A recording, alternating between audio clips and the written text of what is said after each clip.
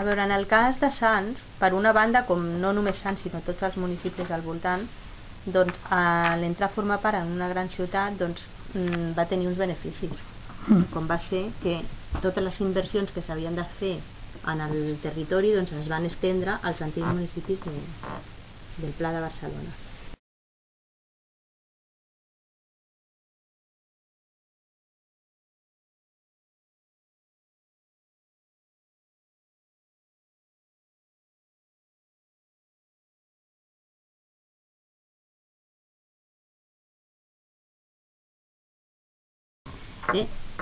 Van començar a instal·lar-se tots els serveis importants que té un ajuntament les competències per fer-ho. Per exemple, tema clavegueres, tema enllumenat, tema transport, tot això, tema escorxador, tots els temes que són competències dels ajuntaments, que van passar a formar part de l'Ajuntament de Barcelona.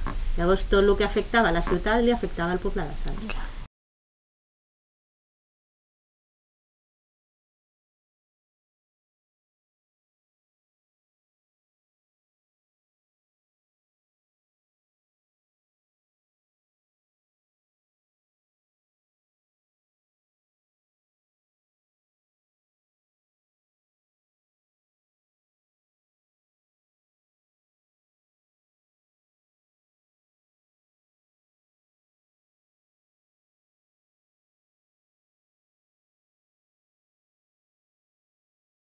Quan es va agregar ja a la ciutat de Barcelona, als 30 anys o així, més o menys, la gent de l'antic poble van començar a sentir enyorança de que havien sigut un poble i a reivindicar el que ells pensaven que es podia perdre.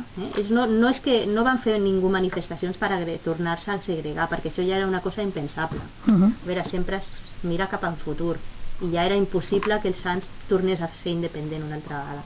El que sí va començar a fer és un moviment de reivindicació de les antigues costums o dels antics edificis que no volien que es perdessin.